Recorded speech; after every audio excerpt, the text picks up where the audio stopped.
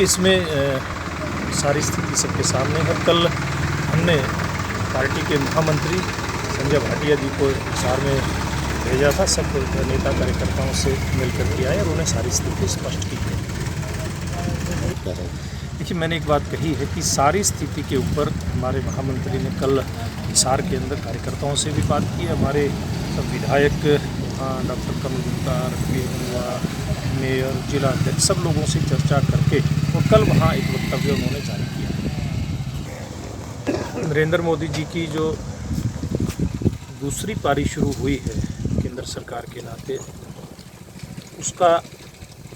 1 साल 30 तारीख को पूरा हुआ और आज पूरे हरियाणा प्रदेश में मोदी जी की सरकार की जो इस कार्यकाल की 1 साल की उपलब्धियां हैं,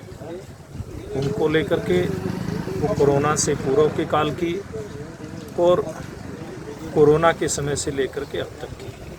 और हरियाणा सरकार की उपलब्धियाँ, इन सब उपलब्धियों के हम फोल्डर लेकर के, पर्चे लेकर के जनता के बीच में जा रहे हैं। पूरे प्रदेश के अंदर ये कार्यक्रम आज से शुरू हुआ है और ये कार्यक्रम 14 तारीख तक चलेगा कि हमारे 2-2 कार्यकर्ता इकट्ठे होकर के और प्रत्येक बूथ पर ये तय करेंगे कि कम से कम 100 परिवारों तक ये उपलब्धियों के पेपर दे करके आए और ख़ास करके इसमें नरेंद्र मोदी जी की सरकार की जो पूर्व की, जैसे मैंने बताया, उपलब्धियां रही हैं, चाहे उसमें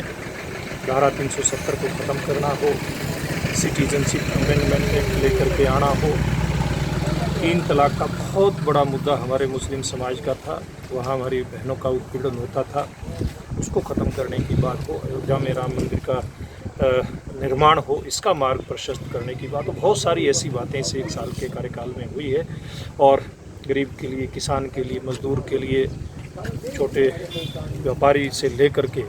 और उद्योग जगत के लिए, हर क्षेत्र के लिए बहुत कुछ काम नरेंद्र मोदी जी के नेतृत्व में हुआ है। और कोरोना संक्रमण के दौर में भी जिस प्रकार से देश को संभाला और दुनिया को दिशा देने का काम किया, बहुत बड़ा काम नरेंद्र मोदी जी के नेतृत्व में हुआ है। जैसे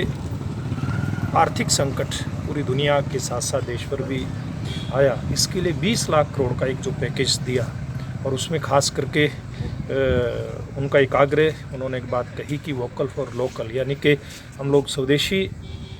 ज़्यादा से ज़्यादा अपना करके कैसे देश को आत्मनिर्भर बनाएं। ये सारी बातें इस दौर में हम जनता तक लेकर के